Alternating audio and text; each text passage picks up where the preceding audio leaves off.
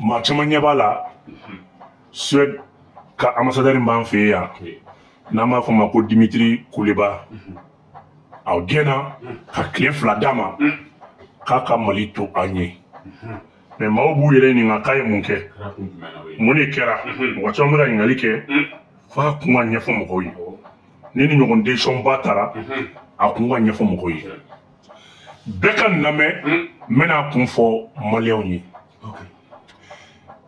Suède ministre de la coopération internationale et du commerce extérieur n'ale de ye Johan Forssell ye ale de ka sɛbɛnni na a y'a bila ka bɔlɔlɔ siraw fɛ k'a tɛ bɛn bi olu ka dɛmɛ don Mali ma k'a sɔrɔ Mali bɛ ka Russie dɛmɛ Russie bɛ ka Ukraine bunte donc olu tɛ se k'u ka dɛmɛ kɛ Mali ye Mali ka k'a tila ka kɛ Russie ka partenaire ye Russie min bɛna Ukraine agressé a kɛlen ka nin fɔ tuma min na Suède ambassadeur min bɛ yan a welela ka na n'a ye n'o ye Dimitri Kuleba ye musokɔrɔba don k'a wele ka na n'a ye k'a sɛ ka nin ministre ye nin kuma min fɔ a ma bɛn a ma a ko ministre y'a fɔ k'a y'a jɛ hali sini Suède tɛ wari ta k'a di Mali ma ka Mali boloma dɛmɛ baara la Mali ka tila ka taa kɛ Russie partenaire ye Russie min bɛ Ukraine agressé u y'a ɲininka ko kumana Russie Ukraine ma ye terroriste kɔfɛ diɲɛ kɔnɔ wa ko non k'an b'o campagne kɛ de ko pour que Ukraine isolée ka Ukraine isolée à l'échelle internationale ko nin bɛ k'an bɛ ka nin kɛ de ko walasa ka Ukraine isolée barisabula an ɲɛ b'a la Ukraine bɛ ka jigin Afrique ko donc k'an bɛ ka nkalon ta ka da Ukraine na ko Ukraine bɛ ka o kuma na fɛn min ye terroriste soutenir an ko musokɔrɔba y'i kali ba n'i fa la n'a y'a sɔrɔ aw de ma bɔ aw de da k'a fɔ ko aw yɛrɛ ye Ukraine terroriste dɛmɛ wa k'o ye terroriste dɛmɛ kɛ hali sini ni Russie bɛ yɔrɔ min na olu bɛ gɛlɛya ta ka Russie sɛgɛrɛ n'o bɛnna terroriste fɛjɛ ma olu b'o kɛ n'o bɛnna mɔgɔ fɛjɛ ma olu b'o kɛ wa olu labɛnnen don k'o baara kɛ dɛ wa olu tɛ mɔgɔ si to o la ni Russie ka intérêt bɛ diɲɛ fan o fan terroriste tɛ dɛ hali n'a y'a sɔrɔ est-ce que b'a kalama a bɛ jinɛ de bolo i n'a fɔ Abdel Diop y'a fɔ cogo min na k'olu labɛnnen don ka baara kɛ ni jinɛ ka Russie détruire terroriste tɛ dɛ hali sini olu bɛ dɛmɛ don Abdel Diop ni Sadio Kamara ko a ma n'a ye den tile 2 k'a sɔrɔ yan a kumakan ye nin de ye ka taa ka bɔ yan donc musokɔrɔba Suède ambassadeur gɛnkun ye nin de ye n'o ye Dimitri Kuleba ye mɔgɔ 100 bɛ ka fɛn caman fɔ k'an bɛ k'an yɛrɛ isolé a ye nin de fɔ k'a yira k'a fɔ bi an bɛ yɔrɔ min na ko bi saya man ka fɛn ka anw na parce que anw degelen don saya la an mɛnna saya la et puis a ka kuma yɛrɛ la ko olu ma terrorisme na olu ye terrorisme sɔrɔ yan wa olu ye partenaire sɔrɔ yan mais an kana fɔ an b'olu isolé hali sini olu bɛ Russie de kɔ olu tɛ Mali kɔ ni Russie satɔ ni Mali sɔrɔsi sara o y'o bannen o tuma na Ala sago an sago donc bi Assimi bɛ dɔn ni cɛ min ye i tɛ nin fɔ Assimi ka dugukolo sanfɛ ka tila k'a fɔ k'i bɛ to yen Musa min profiter i ka nin passage fɛ ka kanga da Mali gouvernement ye foyi tɛ dɛmɛ sira fɛ an ma min dɔ kɛ gouvernement ye kunnafoni di sira fɛ mais an bɛ kangari fɛnɛ da gouvernement ye mɔgɔ n'i bɛ jamana fɛ i b'a la di gouvernement e ye MINUSMA gɛn ko MINUSMA ka taa MINUSMA bolofara bɛ yan ECAP Sahel ECAP Sahel est composé de gendarmes et des policiers c'est des vrais agents de renseignement ou formés de renseignement de kama bi fɛn min kɛra Kidal Teza Waten renseignement de dira hali u bɛ ka min fɔ ko Ukraine de renseignement di Ukraine ma renseignement di renseignement bɔra yan k'a di Ukraine ma di a bɛ se ka sɔrɔ so a bɛ se ka turu su appuyé n'a ye sinon u bɛ nin kɛ de ka Ukraine kɛ k'u yɛrɛ kɔ dogo sinon olu de ye renseignement ta k'a di renseignement ko dɔ kɛra Kidal kunna sini mɔgɔ da ma s'a ma mais n bɛ ko kɔ to dugu la il y a un jeune a minɛla jeune ni n'i y'a ye i b'a fɔ an ka sɔrɔsiw ka d'a ye a bɛ don an ka sɔrɔsiw la a bɛ taa an ka kanw kɔnɔ a bɛ taa baro kɛ mɔgɔw fɛ a bɛ fɛnmisɛnnin caman kɛ mais an ye mun ye jeune nin de bɔra k'a bɛ taa yɔrɔ dɔ la manafinman b'a bolo o y'a minɛ ka téléphone lajɛ a ye message min ci c'est plus de 1800 messages a message tɛ se ka kala a ye position ta k'a di ou ka source be Bamako yandi. Tu sais qu'il tire un ministre Kenka, Union européenne qui a boulot frère tué, composé des militaires, et des agents de sécurité et de renseignement. Kaka côté, toi vous t'es toi vous dire qu'il Union européenne be aider quand on y, au lieu que boulot frère be et Cap Sahel, au bien, on a n'yere negen, on a n'yere negen. Bi c'est l'Occident qui est derrière les terroristes. Ou bien Ukraine qui est bouc émissaire de voilà ça quand on a n'yere. K'a foko bi parce que Ukraine grira dugushit na son coopération avec Ukraine et tout c'est fini donc où y a k'a foko élan cassera ou ka élan cassera maintenant information joute d'ora foyer nous y a emblamé chez Ukraine ma donc amène ni le quoi mo mo banchela vous faites jakwa ambassade d'Alene ou ka gendarmerie ni fond jo ou ka police jo ou ka ta fond jo mais une européenne me fait jo ya bi ko ko ba ko fait et ka ça les une européenne dit.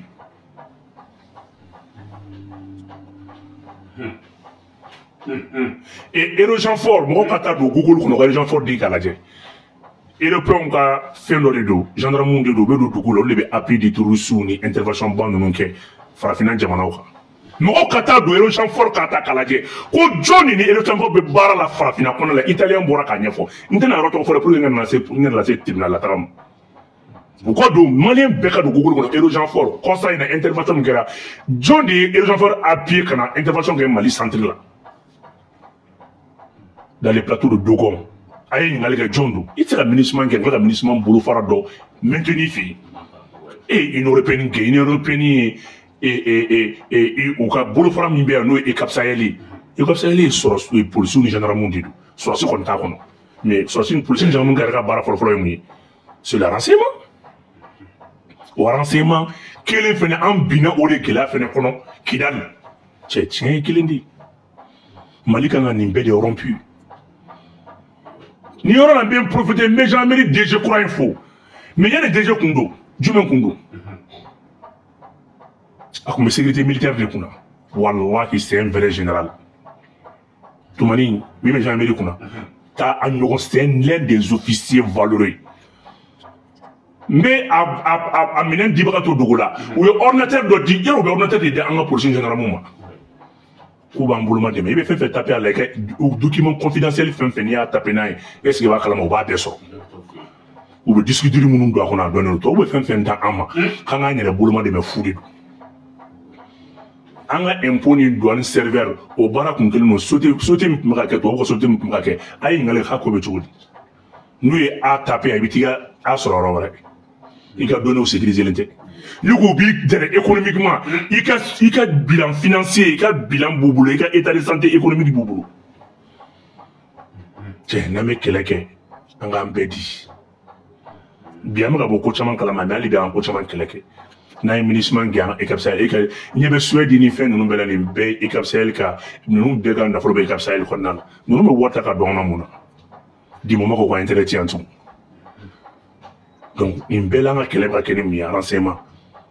Donc, quand Suède ambassadeur Dimitri Kuleba, quand on blanc qu'on a fait, ni ici Sato Benam Romi Sato Mouloubo Faka. Donc, à Gengouye Nindi. À Gengouye Nindi, ni Mourami Moudoro doit l'absorber la commentaire là, et ni Boumabel Mangaï. À l'air de ma commande, à ministre de la coopération internationale. Ni oui ni mun téléphone nous et fin de et arrête au bon nous et Joanne Forcelli aller de abla il a beaucoup de demain au Malima mais monsieur Renga monsieur Boy qu'on le comme nous va demain fin 2024 qu'on peut-être la fin de cette semaine là qu'on nous va demain parce que nous sera demain dans un mois en clair il la soutenir il sera Ukraine agressé donc ni Russie ni Ukraine en va militaire agressé ou bani. Non, on te sur on te mourir. N'y a pas de développement comme nous mourir les gens à faire. Donc, on va se tout fait. Il était facile de là. Voilà, on n'est pas. Il va bien qu'on a qui veut dominer mi mangamine. Donc, voilà un peu. Muso Genkouni, n'a sur la première question, Jabi. Jabi n'a pas de fois, la même chose est fameuse sur la pour un colonel Sajo Kamara, quand les Taraïs sur la pie, il y a la maille du doc à la vague, Takuna ici là, il sera une fois sans garder. Quel est le tableau fallu? kɛlɛ ye mɔgɔ falen kɛlɛ ye kɛlɛkɛɲɔgɔn fɛnɛ falenna fɔlɔ kuma an bolo kan ni séparatistes ni indépendantistes de don soutenus par les djinnim o tɛ ani OTAN ka coalition de don avec l'Ukraine n'o o bɛ yen an bɛ segin an bɛ taa coopération bayɛlɛma instructeurs russes minnu b'an fɛ yen u bɛ ka baara kɛ ni hakilina mun ye o de ye k'an gɛlɛ terrorisme kɛlɛcogo la mais bi an bɛ taa kɛlɛbolo yɛlɛma ani kɛlɛkɛminɛ minnu bɛ yen kɛlɛkɛminɛ dɔw bɛ yen o tɛ d'i ma baara f'i ka jamana yɔrɔ dɔ di olu ka installer olu bɛ don turu dugu jukɔrɔ de wa u bɛ to yen n'u nana sanni de don walasa u ka bɔ tugun donc a mana kɛ cogo o cogo fo ka taa coopération cogoyaw falen donc système de défense aérienne kuraw de bɛ ka installer n'o ye S500 Triumph ale ni S400 Triumph ye ale système de défense ninnu ka couverture bɛ taa à peu près à 200 à 200 km. Là, donc, il va falloir équiper non pas des missiles supersoniques.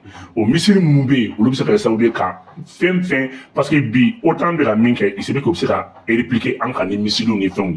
Donc, il faut arrêter de se vestir de blagues. Système de défense, il y a un moment où c'est qu'un missile nous combat coulage. Mon mamulo c'est bien au cas, mais à quelqu'un, quel est mana yelema, ni jugu do, ni puissance bala, il va que la kata yelema do. Avion mon mamulo ka keleke, c'est vrai, avion nous est avion 3e génération do. À quelqu'un bi, avion 4e génération fene kana tout. Ani, il joue le hélico do, au mois de l'écart, 10 mois ma follow, nous est K52. Tu sais qu'il y a autant de quelqu'un qui fait blindé de Baboulou et Charles de Baboulou, Charles Abrams. Donc Charles est blindé, il va être fort Charles mon doigt à green. Donc missile même c'est qu'à sortir d'or. Au missile fait quand ta avion mina kachaya, au lieu avion mina ngagira mais avion nga du missile ma au de K52 il joue hélicoptère de l'avant de l'eau de l'ingénieur de tout. Donc nous ne quand kana ka bara yelama ka kenune parce que bibina blindé ou beka na ni bara mais blindé courant mon quand kana bara kana kenuli. Au effort flamand mais malika partenaire Tchara, ce n'est plus la Russie seule maintenant. Il y a la Turquie. Turquie fait une coopération aussi. Au lieu de faire un drone de tout, à ma famille, elle se va à drone Kamgaz. Au drone Kamgaz, il fait aller drone, aller faire des ciblages de quai. Parce que mon dobe, autant que sur la signe, mon dobe, ou l'autre drone ou Jamou Kangadou, avec photo fait des dos, tout le sud d'où fait des bé, en mode fait des aller drone immoulu de Yinga Jamachela. Donc là, il y a avec le conscience facial que, au quelqu'un m'a dit qu'on croit que Ninin Kananoui, quelqu'un m'a dit qu'on a Kany, Bachitala, mais n'a rien quelqu'un qui donc a fallu, car on a fait d'offre. Parce que missile fait tirer qu'à bon, on fait tirer à partir d'un pays voisin. Donc il faut qu'un système de défensif d'aussi, mais ni missile boron n'a pas qu'à la sécanola. Donc au système de défensif, nous avons S300. Ni S400 nous ou des kanga bi S300 bien déjà mais S400 nous fait kanga donc il vient remonter automatiquement avec répliquer il va faire drone type pour faire bolon de tout au drone type nous fait aller faire ni bata type de technique donc il va faire aller il est encore drone nous Shahedi drone Shahedi au drone Shahedi il fait aller ka barate fouille aller riposter selon maintenant la provenance du tir ni tir borom na lebse ka yele ka missile de guidage électronique bala be na ko kuma. Donc partenaire ou kanga ni bere black na ka barake no beke adun ale système no me fin du wolo rom na ta so so be boy mo bébé sama ka boiro la ta so système défensif no me installé rom na donc en mettant boulot no blo papier no na ka sengana parce que là ta ça n'interroger tu n'ona ni autant de dossiers ça. Donc anya photo na ani irishite blin kan nana wa irishi et c'est supplétif des vanguardiers amboro kuma kono ami munasa irishi ba ka guerre la amanga guerre la ame bébé guerre de la. Donc, quand on a mis un sang, il y a un sang, il y a un sang, il y a un sang, il y a un sang, il y a un sang, il y a un sang, il y a un sang, il y a un sang, il y a un sang, il y a un sang, il y a un sang, il y a donc, quand on a quelqu'un qui a 100% de Djingana, Allah Sako, Isako, entrant en barre de là, selon maintenant le nouveau format du conflit. Aya ko ba mbeka nyefe amedu tele waten ko nana aya ka fo cliflay na bi bela jegen da ka fo ko fara ko bisina ko ba maka cike wala cike la mo ko bala ko yere ambe do mina ko bi vendredi jimane bi tele waten ikse na fo mani yi anga frappe yele mara kara frappe ciblé oui parce que anya ka fo gotan do de bubulu gotanin kalakala be ke ba ko jabi bulu kalakala ni ya da aka kele itaro femba ko fe o gotan chama ne glan no jaja tiru sinyamo be shisho de kono anta do parce que amba amerika fo ko gota abandonné no jashi rode do nu e gotan jobe dingen de sin akonna la dinga adenga duna manindo bo u daw kono donc il va faut ko fuita ko Donc, Kounimbi, on a frappé Boro Oleka, ni Koun frappé Yatim Kaladje. Je pense que du part de la communiquer la Kadam du 6 Canada, 9 là. Opération avec le succès, Mali Madli Kanyon, succès. Du part de Borakafo. Ça va aller succès minke du 6 août, Canada du 9 août là, à Nyoromake. Ni quoi qu'on t'a Yatim Kaladje, ou quoi qu'on posso attaquer. Cadeau futil à 18h45. Donc, au attaquer quoi fait, en a vecteur aérien ou là. Pour attaquer le café, quand je suis boronto, quand da qu'on la foulou blagata. On nous dit Dougo festival de Bigoula. Donc, ni boro fait un canal le 8, qui a le canal. Donc, ni Guatani mon final, on a le système fait. Ni le Guatani inda, il va faire Sara Dougou de Baké quoi, Algérie Mouton au système de dos. Nous a da, on sait qu'à Droninga vision masquée. À Djabibi Boulamare, ni a da, juste à poser nous encore, était une tafane la femme sur la patate, ou ne vocable. Donc, avec une vision masquée. Donc, l'armée malienne est zone badin ciblée. Quand on y a mal à bombe du Goleka, à qui est pour Otenelli, on nous fait dire doigt, on fait un festival de Bigo le Feneka. Donc, on met doigt au Loga Chou, au Dunfolon, et on a dit Douguma, Nimpeka Dougmala Ferra, ça va dire Digum, à mes campagnes aériennes de là. Chacun s'est dit, fait un début sans faire cadeau. Bon, il y a 5 à Fokosa, et Nigibu Boulgado, Algérie ou Mauritanie, Drone Bikushi. Donc, Drone Minko de Doku, tu me l'as fait à Dofa. Parce que dɔw bɛ dɛngɛ in kɔnɔ tile 4 tile 5 u tɛ se ka dumuni sɔrɔ kɛ dɔw fana bɛ ka sa dɛngɛ kɔnɔ parce que wo kɔnɔ fɛn ka jugu man tɛ bɔ donc armée bɛ ka min kɛ nin de don parce que i b'a dɔn u bɛ sɔrɔ sanu ni ka gɛlɛn dɛ i b'a dɔn ko bɔn min ye damanda min fana gosi sanu min fana n'o k'a da u bɛ ka t'o fana ɲini u bɛ boli ka sanu tɔ ka boli u t'o don o boli kɔnɔ awɔ. mais olu tɛ civil ye o b'olu terroriste. terroriste yɛrɛ de ye civil ye o. Donc, ou bien une belle ni sanu, parce que tellement qu'armée est gauche, il faut sanu et la gagne. Sanu B, sanu pas d'endalen lui. À tira tadi. Non, à tira namala. Bombe d'obé na gauche là, du groupe est fin de fragmentation, bombe de fragmentation de dos. Donc aujourd'hui, au barreau de Bessena, donc au tira bon. Nous beaucoup de beau kata ou bolgata Algérie. Anya sera tiré. Soit il est comment bifara ou bombe bifara. Elle devait s'attendre au là, il avait même proposé armée Mali. Ça dépend ni comment t'as qu'à dire, on est fort, le donne effectivement au Kain. Donc il a qu'on est fait, mais il y a droit à hérer. Droit qu'on met sur Kain.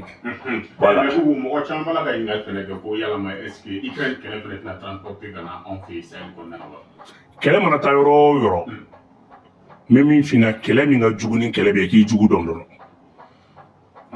ma famille, l'Ukraine, quel est la transporter, la transporter, il tout la jaou. Il y a quelle de la guerre, quelle est le bruit fin tout comme il de la guerre. Ni a Ukraine dans la frappe terroriste fait se donner par autant dit. Après Ukraine n'a Ukraine tagui. Ukraine m'a rochi. Ukraine m'a galonné. Ukraine a bouger misère d'akana fo ko Chine la ko ni Amérique de ni kof. Ou te fo de kafo. Ou te fa kafo ko autant de do mo la kabou. Donc, ou bien Ukraine, comme Ukraine est mort bon lien kaba ou bon année, la Ukraine ko ban, la Ukraine tira kayere, ou ko Ukraine, son Ukraine c'est pas mon soutien dit. Ukraine te se Mali là. Ukraine me rom na kobi, ma fo fro de bi Ukraine te se Mali là.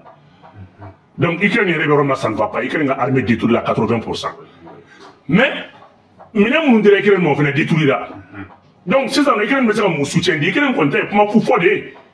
Ukraine c'est pas mon équipe. Mais Ukraine t'a d'or faut c'est pour nous dissuader qu'on a pour nous faire orienter qu'on a élément qui vers l'essentiel. Amener chez vraiment minti on a autant bas quoi faire, autant de bas quoi faire. Ukraine côté, c'est pas vrai. Alors, voilà. Bon, on va y aller quand on fait, ayo to fara partage ko kosebe. Maintenant il y a une qui en a fois kama na boya kama ay vidéo partage ko like pour que vidéo se stabiliser tout comme ça. Anya ka fo anka indépendance be fete tout comme ça, mo chama bala ki i plaigner ala. Mo ko ngoko a atidirin ka a balila ka dabla la mais anya ka fo avec na tuguni. Bon président chama ngumbe no nous le beno ko indépendance fete ko ubata kɛlɛkɛ fɛnw k'olu ye fan wɛrɛw fɛ pour que ka se ka na jamanadenw hakili yɛlɛma an y'a ye k'a fɔ o don ko Côte d'Ivoire fɛnɛ an y'olu ka défilé lajɛ mais an ye u ka plaki caman ye olu datugulen don i bɛ se ka jumɛn fɔ Afrique président u ka indépendance a fêteli cogo la. n y'a fɔ bɛn n ko n tɛ dɔn mɔgɔ wɛrɛ ka dugu kuma la mais Côte d'Ivoire y'an tɔgɔ fɔ de ko les pays de coup d'état n'i ma s'anw ma an tɛ s'i ma i ka dugu kana daga taa minɛnw lu ye dɛ n'a y'i ja taa diɲɛ fɛn sugu bɛ lu ye o bɛ i ka sécurité b'i yɛrɛ de bolo an ka foyi t'a la mais n'i y'i compare anw ma an b'a yira k'a fɔ i sen b'a kalama o bɛ mɔgɔ min ka kurusi la i farati sanayeli yɛrɛli la donc k'a f'u ye fo ka diɲɛ wuli u n'anw tɛ da ɲɔgɔn ma n bɛ kuma yɔrɔ min f'i na o de ye k'a fɔ ni ɲɔgɔn kɛra Mali la yan ni Français b'i fɛ n'u ka base b'i fɛ ni Français ka intérêt b'i fɛ u t'i ka armée to a ka minɛn san abada ni mago bɛ minɛn na walasa k'i ka jamanadenw hakili sigi u b'u ka minɛnw bɔ k'a d'i ma Mali y'a ɲɔgɔnna kɛ o wagati min na an tun bɛ Faransi ka influence kɔnɔna la donc an bɛ Faransi ka dictat kɔnɔ wagati min na a ɲɔgɔn kɛra anw na ni ɲɔgɔn kelen u bɛ fɛ ka Alassane préparer cogo min na fɛn fila aujourd'hui Faransi ko il va réduire la visibilité militaire au kɔrɔ ye di Faransi bɛna dɔ b'a ka cɛdenw na mais a bɛ cɛw yɛlɛma k'u kɛ force spéciale ye a ka base min bɛ Côte d'Ivoire n'an b'a fɔ ma ko 43e BIMA n'o ye brigade d'infanterie qui est installée depuis 1978 o bɛ n'o base in déloger n'o kɛra jama bɛ tɛgɛrɛ fɔ Alassane kun et Alassane ye Faransi gɛn Alassane y'a kɛ tan mais base in bɛna fara min o sɔrɔsi ninnu de bɛ yen u bɛna fara Amérique sɔrɔsiw de ka Wojinɛ parce que Amérique de ne ma taa ka base dayɛlɛ Wojinɛ Wojinɛ Côte d'Ivoire dugu ye min bɛ tali kɛ Mali ni Burkina ni Côte d'Ivoire frontière la donc au la Amérique bɛ se ka Mali ni Burkina surveiller ɲɔgɔn fɛ même en cas d'attaque de terroristes i n'a fɔ Ukraine bɛ ka ambassade kɛ an b'u ka ambassade kɛ dugu la cogo jumɛn u ka ambassade dɔ bɛ Côte d'Ivoire dɔ bɛ Sénégal donc u bɛ se k'u to yen ka information véhiculer les pays de l'Est là du Mali worodugu en fan fɛ dugu minnu bɛ yen u bɛ se ka kunnafoni d'olu ma cogo jumɛn donc Français ka base minnu bɛ fɛn tɔgɔ ye di Côte d'Ivoire o base ninnu de bɛna yɛlɛma ka fara Américains ka base ka Wojinɛ maintenant il y a armes minnu nous ou immigration masculine do o ye Américains ka minɛn de Américains ka base minɛn de o ye minɛn minnu défilé la Côte d'Ivoire indépendance la a bɛ minɛn sɔgɔma 7 wa si tɛ Côte d'Ivoire ta ye i ye minɛn min ye ni immigration masculine do o ye Américains ka minɛnw de o bɛ ka tɛmɛ ka taa Wojinɛ de mais u y'a di ka défilé n'a ye de u ta tɛ depuis Ala k'i dan maaw ka jateminɛ kelen kɛ i tɛ armée abada ka défilé ni minɛn kura dɔrɔn ye minɛn kɔrɔ dɔ bɛ ɲagami a la minɛn fɛn fɛn tɛmɛna a bɛɛ ye minɛn kuraw de a minɛnw nana don jumɛn Assimi ye minɛn fɛn fɛn san blindé 9,000 ani kɔ a bɛɛ nana les B6 les B7 et Marauder Cobra TP11 et fin ouais an ka TPU m'a fɔ ma VP tu m'excuses VP11 a bɛɛ na don mɛ ne bolo minɛn fɛn fɛn bɛ Mali armée bolo n'i y'a bɔ ka jama finna les BRDM fɛn fɛn tɛmɛna a bɛɛ BRDM 2000 ni kɔ min na a bɛɛ na don mɛ ne bolo les BTR la a bɛɛ na don mɛ ne bolo les 12-7 a bɛɛ na don les 14-5 a bɛɛ na don mɛ ne bolo les PKVM a fɛn fɛn nana a bɛɛ na don mɛ ne bolo a y'a f'u ɲɛna ko nin minɛn nin bɛɛ ye Américains ka kan ka taa base kura min installé o de ye immatriculation minnu ɲagaminen don donc maintenant n'i ye dɔ ninnu jateminɛ k'a lajɛ Barkhane gɛnna ni minɛn minnu ye o de ye dɔ ninnu ye couleur verte ninnu ni blindé ninnu ye siman yɛrɛ a bɛɛ blindé en carton blindé c'est pas en carton c'est des blindés à caoutchouc ni blindé ninnu irisiw ye ninnu de bombardé Ukraine nin type nin blindé ɲɛnama tɛ n'i ye nin blindé ye bombe tɛ de est ce que i b'a kalama pétard ni bɛ nin yɛrɛ kɛ a ma reçu yɛrɛ blindé ɲɛnamaw tɛ donc blindé minnu don mɔgɔ tɛ siran ninnu yɛrɛ ɲɛ nin blindé ninnu yɛrɛ dépassé len don blindé ninnu type fɛnɛ u pinɛ filɛ nin pinɛ min b'u la pinɛ min b'a la a ye taa pinɛ ta k'a lajɛ pinɛ AR 227 de don c'est hali pɔnti bɛ se k'a pinɛ sɔgɔ blindé ɲɛnamaw tɛ yɛrɛ mais nin ye k'aw la fɛn nin ye u de to bɛ ka na ni armement de ye ka na installer Côte d'Ivoire u b'u profiter défilé de fɛ défilé tɛ défilé tɛ dɛ u bɛ ka kɛ i n'a fɔ u bɛ défilé de kɛ nin ye minɛnw dontɔ de ka u surarmer ka taa frontière la AES frontière la ka AES attaquer mais kuma kelen dɔrɔn fɔ mɔgɔ bɛ ka direct in lajɛ bɛɛ b'a dɔn Alassane tigɛlen tɛ fɛnɛ ka armée bɔ Alassane tɛ da armée foyi la Alassane bɔra ale bɛ ka min kɛ ni armée dilan ka ɲɛ armée b'i bɔ yen Alassane t'i da ka armée la fo ka diɲɛ wuli Alassane b'a dɔn ale ni o kumana fɛn min ye rebelle de ye baara kɛ o fagali galon taara k'a da Gbagbo la ka t'o fɛn kɛ Alassane y'olu ta k'o don armée kɔnɔ Alassane ka armée nin dilan Alassane ka armée bɛ Israéliens de bolo Alassane yɛrɛ ka sécurité bɛ Israéliens de bolo Israéliens de bɛ Alassane ka protection ni fɛn bɛɛ kɛ a b'a wari verser wi a buranakaw Alassane yɛrɛ buranakaw de bɛ Alassane fɛn bɛɛ Malien bɛɛ bɛ se k'a lajɛ ka fara ne kan hali Ivoirien yɛrɛ dɔw Alassane tɛ taa Afrique dugu foyi la ni Alassane ka taa dugu la a bɛ taa CEDEAO ka sommet la Alassane est le président de la France Alassane bɛ taa France de a bɛ taa contrat de kɛ kalo sa o kalo sa n'i y'a ye France kalo kɔnɔ kuma dɔ la taa kalo kɔnɔ siɲɛ 2 taa furakɛli la kuma dɔ la a b'i to la a b'a ka contrat k'a fɛ C'est le délégué de la France, c'est pas un président, c'est un délégué de la France. Alassane t'es armé, faut y glanter. Un pays, voulait pays de la paix. Bibi na on a premier ministre Frakela, Choguel Bana Choguel Frakela. Mais bi, à quoi présent Rebe Molaka Frakela Côte d'Ivoire. À quoi présent ta Frakela du Gorel. Des pas banala, à ta Frakela du Gorel. Il va présent Béyala la nuit fait visite d'amitié, visite d'antan. À quoi gueule, moi, faut attaquer la gueule qu'Alassane m'a fait. Alassane m'a fait Francis Sangono. À tout Tali qui est allé présent, allez Africain du Gorel. Alassane m'a fait bien Francis.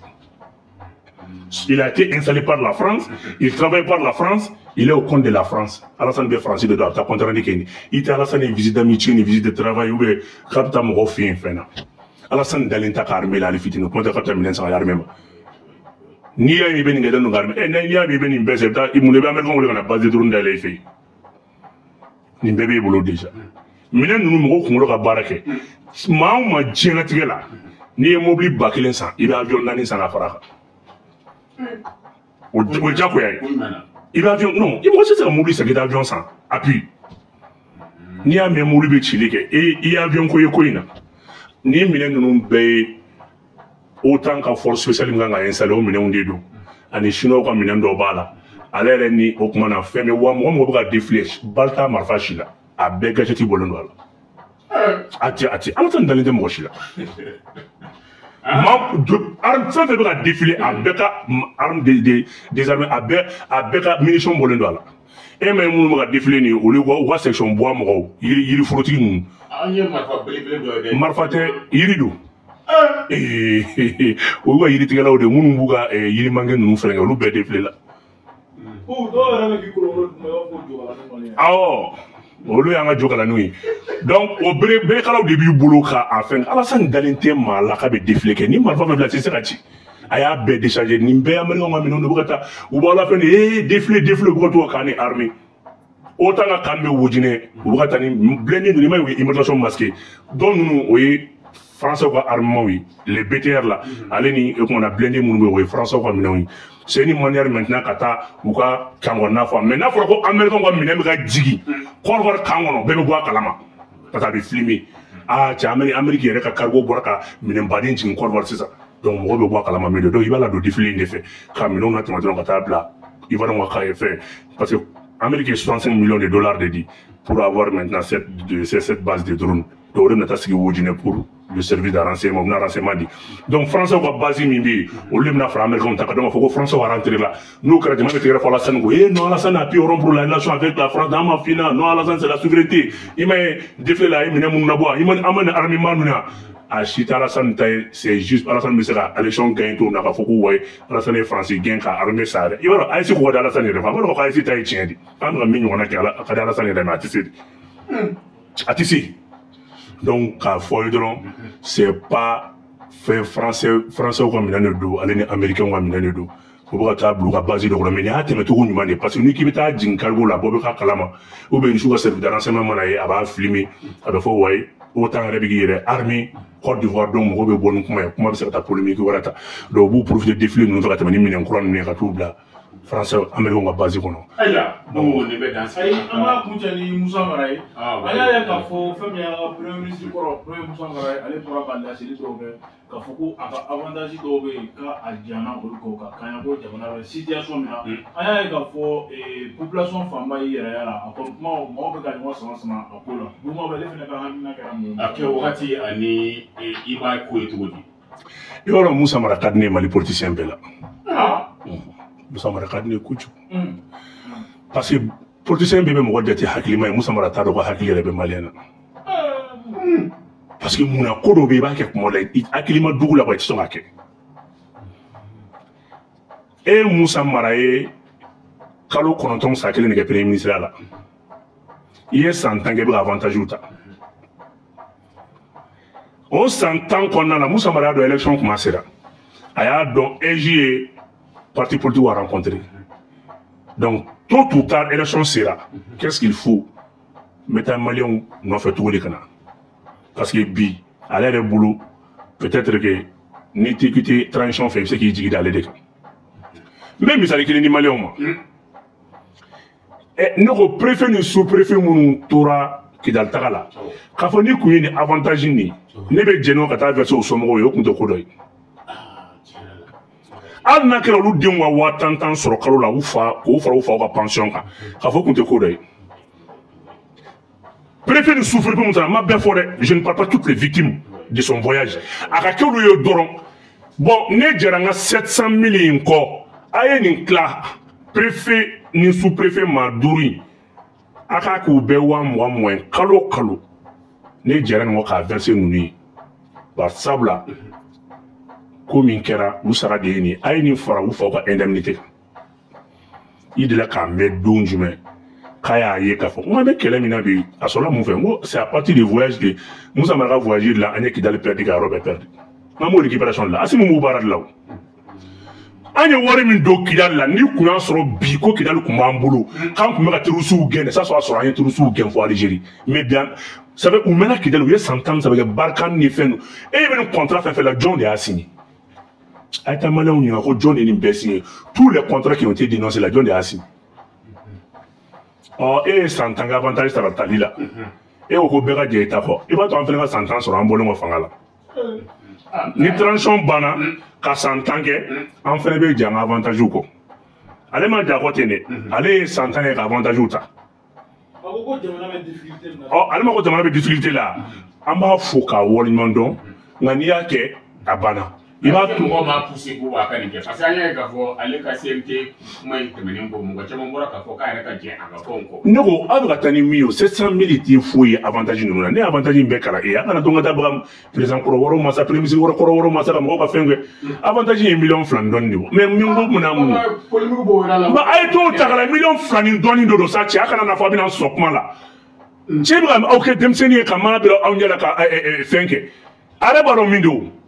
Ala da pas domindo mais ni bekayum ni betre fodio ame ni befeu mais ka foko mo wala do bota la do tuy ema gina ba premier sala ka blawo nge santan ne folo il fallait pas tourner to la nan dara fallait santan wala ni santan temele bo santan temele ya la je mais ne ko kun fait anyuma ko yimi ko ngata verser préfet ni sous-préfet mu tora Kidal e ko ngata verser o sumoy wallahi bibina mata lu ko be to mi mo ta do mu sube Kidal premier quand qu'on a là bi wallahi ni ala ni krache ou faut pas pension ko fait ni farala kan kafoko ah o ko ko baye donc on a bonne ko campagne sur la élection sur la et Mali politicien qui me yala misuru ni ñogonche John do Mali be abi juma sili misiri be la kilingere ni élection sur la élection mana bo ma fana ateta misiri la non, une élection sera Juma Tassili Misirkilina. Faut que Manga et William Misrou Kondala. Allez te dîner la couille, allez Mogo Bena ou Dia, et c'est pas comme un boulissonné. Na, Mogo Flapsera sera fait à Fora Bana. Donc, à la guerre, ça de Juma Tassili nous va d'amener ça. Alors que, Folo, Kawa soit élection qu'on boule, nous Mogo qu'on élection Minake. Juma ou Juma qu'on a Juma Seli Misirkilina. Nous voyons nous béou, ça va dire qu'il y a un rôle. Mais une campagne, une élection, au Kalamo quand on a des femmes. Nous, on a chien, on reste, on va bloquer ce lit de Croquenema. Parce que moi, c'est ce que je utiliser cours dans la voie. Allez, il va la crocher. Misiri B, Karambo, quand tu dis, il va se l'amener, Misirou la Sissa. Juma ou Juma. Mais elle est comme d'être ma forme. Oui, elle est bonne pour l'élection, on va dire là. Parce que ni Eji a rencontré tous les partis politiques où il y a des là. Mais ça veut dire quoi? Et je crois que les bêtes sont les minés, les gouvernements minés, les gouvernements minés, c'est à l'élection, mais aux élections, ça dépend comment je sais tout le et Moussa Maradi, député civil, les candidats. Conseil régional, les candidats.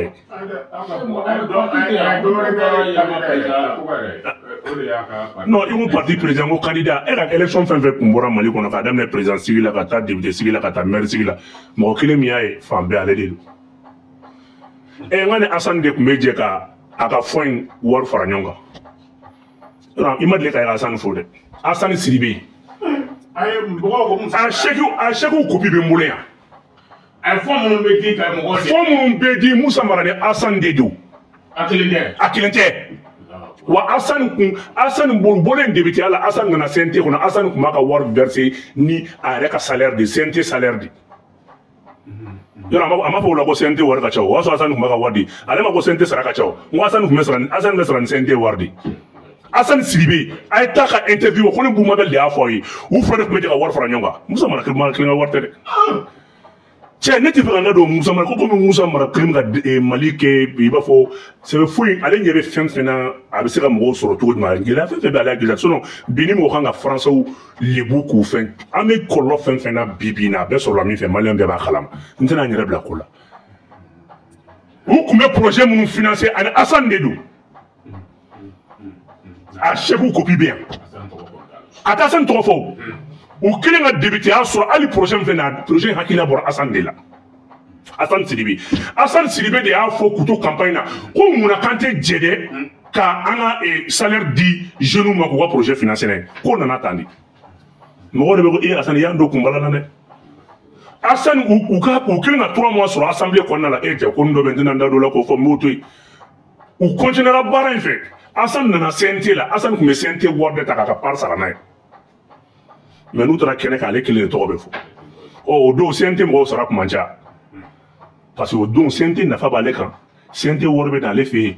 CNT word de kata campagne kata imagine là. Parce que comme beaucoup élection mais peut-être un an après la transition mais juste pour un an.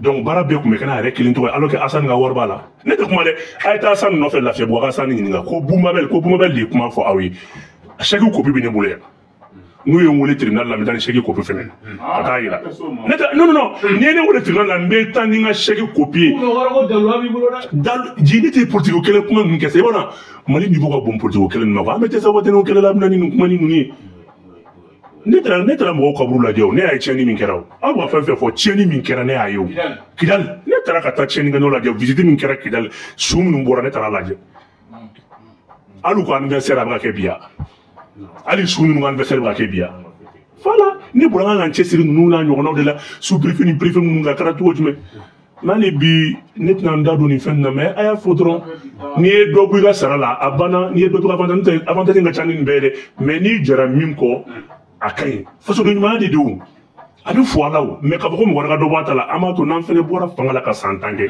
y a pas de problème an fɛnɛ bɛ dɔ bɔ an ta la mais ka fana kɛ san an tɛ